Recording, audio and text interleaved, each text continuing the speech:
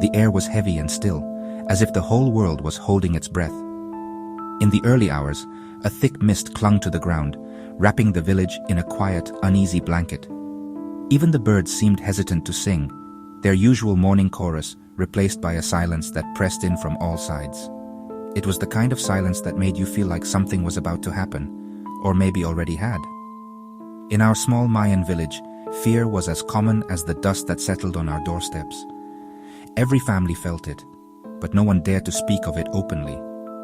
The usual laughter of children playing in the dirt was gone. Instead, there were only hushed voices, quick glances, and the sound of mothers calling their children inside before the sun had even fully risen. The streets, once alive with games and chatter, now felt empty and tense. Everyone in the village knew about the troubles of the Lopez family. Their story was whispered from house to house, growing with each retelling. Some said it was a curse, others blamed bad luck, but everyone agreed that something had changed in their home. At the center of it all was Rafael, their only son.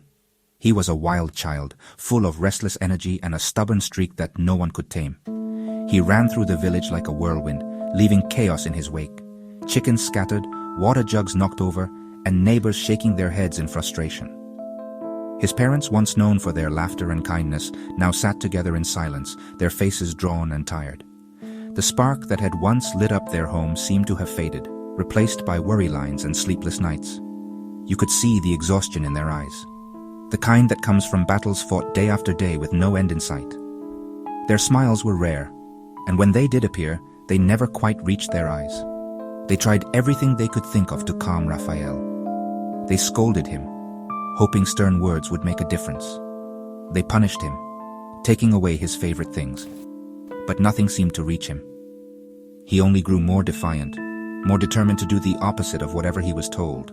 It was as if Rafael thrived on disobedience, finding joy in every rule he broke. The more his parents pleaded, the more he pushed back, his spirit unbroken and wild as the jungle that surrounded our village. Desperate and out of options, the Lopez family finally turned to the village elders. These were the men and women who held the wisdom of generations, keepers of stories and secrets, respected by all. The elders gathered in a circle, their faces serious, as they listened to the family's troubles. They asked questions, nodding thoughtfully, their eyes reflecting the weight of responsibility. They spoke of old remedies, rituals passed down from ancestors, and the power of offerings to the spirits that watched over our land. Some suggested special herbs, others recommended prayers at dawn, but nothing seemed certain. The family tried everything the elders suggested, lighting candles, making offerings, even fasting for days. But Rafael remained unchanged, his wildness undimmed. Each failed attempt left the family more hopeless. Their faith in tradition was strong, but even the strongest faith can be shaken by repeated disappointment. Finally, one of the oldest elders, a woman with silver hair and eyes sharp as obsidian, spoke of a powerful brujo, a medicine man who lived deep in the jungle, far from the village. She said he possessed knowledge that few remembered, secrets that could heal not just the body, but the spirit as well. This brujo, she explained, was said to have powers passed down through generations, powers that could mend what was broken and restore harmony where there was only chaos. But reaching him would not be easy. The journey was long and filled with unknown dangers. With a mixture of fear and hope, the Lopez family began to prepare for the journey into the heart of the jungle. They packed what little they had, gathered their courage, and prayed together for a miracle that might finally bring peace to their troubled home. The trip to the brujo's home was long and hard. The jungle felt like it was closing in on them, the air thick and humid with the sounds of unseen animals. But the Lopez family kept going, driven by their desperation. They found the brujo's hut among giant ceiba trees, their roots like twisted fingers. The brujo, an old man with wise eyes, let them inside. He listened patiently as Rafael's parents told their story, their voices full of pain. When they finished, the brujo sat quietly for a long time, staring at a flickering candle. The silence grew, heavy with waiting, until finally he spoke. His voice, though scratchy, was strong, and his words gave them chills. "There is a way," he croaked, "but it's dangerous. You must bring me a hat so big it could cover the sun. Bring it on the night of the full moon." When the villagers first heard the brujo's strange request, a hush fell over the crowd. The idea of weaving a hat so enormous, so outlandish, seemed almost impossible. Yet, the Lopez family's desperation was clear, and the Brujo's reputation for mysterious powers was well known. Slowly, one by one, the villagers stepped forward, offering their help. Some brought bundles of fresh leaves, others gathered long, sturdy vines from the forest. Even the children, usually so playful, worked quietly, sensing the seriousness of the task. The whole village came together, united by hope and a touch of fear, determined to help the Lopez family in their time of need. For days, the villagers toiled under the hot sun, their hands weaving and braiding, their minds filled with anxious thoughts. The hat grew larger and larger, its shape taking on a life of its own. The women sang old songs as they worked, their voices trembling with both hope and worry. The men reinforced the brim, making sure it would be strong enough to hold whatever magic the Brujo intended. As the hat neared completion, a sense of anticipation filled the air, mingling with the scent of fresh leaves and earth. Finally, on the night of the full moon, the Lopez family prepared for their journey. The giant hat, now finished, was so large it took 3 people to carry it. The family walked through the village in silence, the moon casting long shadows on the ground. Neighbors watched from their doorways, whispering prayers and clutching small charms for protection. The air was thick with tension and hope, as if the whole village was holding its breath. When they reached the Brujo's hut, the old shaman was waiting outside, his face illuminated by the pale moonlight. His eyes, sharp and knowing, seemed to see right through the family's fear. He took the hat from them with a slow, deliberate motion, his wrinkled hands surprisingly steady. The villagers who had followed at a distance watched in awe, unsure whether to feel hope or dread.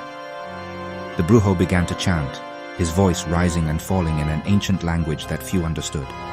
The words seemed to swirl around the giant hat, filling the night with a strange energy. Some villagers claimed they saw the hat tremble, as if alive. The Brujo's chants grew louder, echoing through the trees, until finally he fell silent. The ritual was complete, but the air still crackled with unseen power. With a grave expression, the Brujo handed the hat back to Raphael's parents. His eyes locked onto theirs, and for a moment, it felt as if time itself had stopped. The weight of his gaze was almost as heavy as the hat itself. The parents nodded, understanding that this was no ordinary gift, but a burden they would carry forever. "Put this hat on your son's head," the Brujo intoned, his voice low and commanding. "He will be healed, but you must heed my warning. This hat must never be removed. If you take it off, you will unleash a darkness upon this village that cannot be undone." The words hung in the air, heavy and ominous, as the parents clutched the hat to their chests. Trembling with a mixture of fear and hope, Raphael's parents made their way home. The path seemed longer than ever, each step weighed down by the Brujo's warning. They held each other close, whispering reassurances they barely believed. The villagers watched them go, their faces etched with concern, wondering what fate awaited the family and the village itself. As the first light of dawn crept over the mountains, Raphael's parents entered his room. Their son lay sleeping, his face peaceful for the first time in weeks. With trembling hands, they gently placed the giant hat on his head, careful not to wake him. The hat seemed to settle over him like a protective shield, its shadow stretching across the small room. For a moment, everything was still, as if the world was holding its breath. When Raphael awoke, he was different. The wild, mischievous spark in his eyes had vanished, replaced by a distant, empty stare. He sat quietly, barely moving, the giant hat almost swallowing his small frame. His parents watched him with a mix of relief and sorrow, unsure if they had saved their son or lost him to something even stranger. At first, the villagers rejoiced. Raphael's troublemaking had stopped, and peace returned to the village. People gathered in the square, sharing food and stories, grateful for the quiet that had settled over their homes. The Lopez family was thanked for their sacrifice, and the Brujo was praised for his wisdom. For a brief time, it seemed as if the curse had been lifted. But as the days passed, a new unease began to grow. The villagers noticed that Raphael no longer laughed or played. He wandered the village in silence, the giant hat casting a long shadow wherever he went. Children avoided him, and adults whispered behind closed doors. The sense of relief faded, replaced by a creeping fear that something was not right. The hat, once a symbol of hope and healing, became a mark of shame and mystery. It reminded everyone of the darkness that still lingered, hidden just beneath the surface.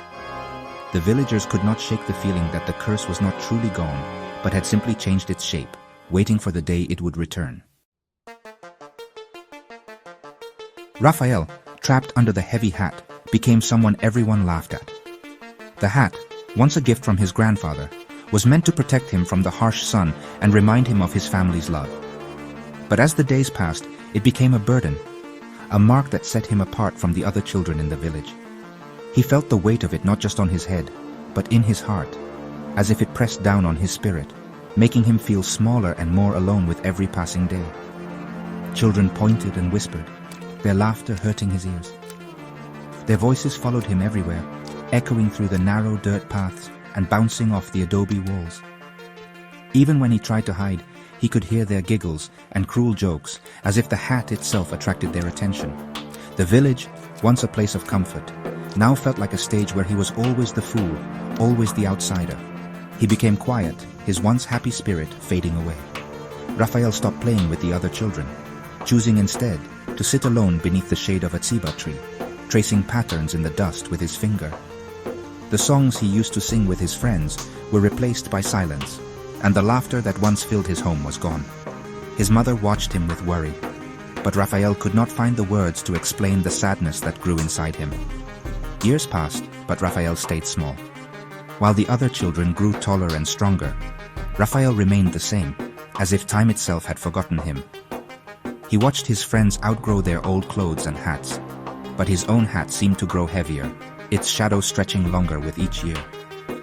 The villagers began to whisper that something was wrong, that the hat was cursed, and Raphael felt their stares like thorns on his skin.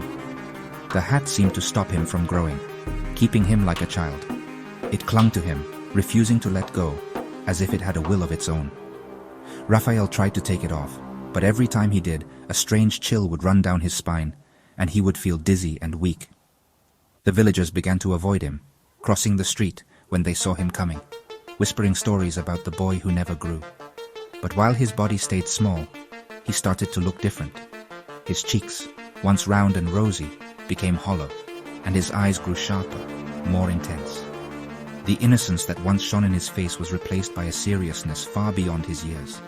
Even the elders, who had seen many strange things, began to avoid his gaze, sensing something unnatural in the way he watched the world. His face, once soft and innocent, became hard and mean. The lines around his mouth deepened, and his lips rarely curled into a smile. He learned to hide his pain behind a mask of anger, scowling at anyone who dared to come near. The children who once teased him now kept their distance, afraid of the coldness in his eyes. His eyes, once full of mischief, now burned with a strange light, showing the darkness inside him. At night, when the moon was high, some swore they saw his eyes glowing in the shadows, like two embers smoldering in the dark. The villagers began to tell stories about Raphael, saying he was no longer a boy, but something else, something touched by magic or a curse. A thick black belt, shiny and evil-looking, appeared around his waist, its buckle a scary skull. No one knew where it came from, but it seemed to pulse with a life of its own. The skull's hollow eyes glinted in the sunlight, and some said they saw it move, grinning at those who dared to look too closely. The belt became a symbol of his transformation, a warning to others to keep their distance. And his feet, once bare, were now covered by boots that clicked and clacked with every step, reminding everyone of his trapped spirit. The sound of his boots echoed through the village at night, a chilling reminder that Raphael was always near. Some said the boots were made from the hide of a black jaguar, enchanted to carry him silently when he wished, or to announce his presence with a thunderous clatter when he wanted to be feared. The hat, once a symbol of hope, had become a source of great power. It seemed to glow with a strange energy, casting shadows that moved on their own. The villagers began to believe the hat was alive, that it whispered secrets to Raphael in the dead of night, teaching him things no child should know. The line between boy and legend began to blur, and Raphael was no longer just a child in a hat. He was becoming something else entirely. Raphael learned he could use the hat to become invisible, to climb walls, and to scare the villagers who had made fun of him. He moved through the night like a shadow, slipping through locked doors and vanishing into thin air. The people who once mocked him now locked their doors and windows, whispering prayers to keep him away. Raphael found a strange satisfaction in their fear. using his new powers to play tricks on those who had hurt him, but also to protect the weak and punish the cruel. He became a ghost, a whisper in the night, known by the clicking of his boots and the scared whispers of El Sombrerón. The legend of the boy with the cursed hat spread far beyond the village, carried by travelers and merchants to distant towns. Some said he was a demon, others a guardian spirit, but all agreed on one thing. When you heard the boots in the darkness, you knew El Sombrerón was near, and nothing would ever be the same again.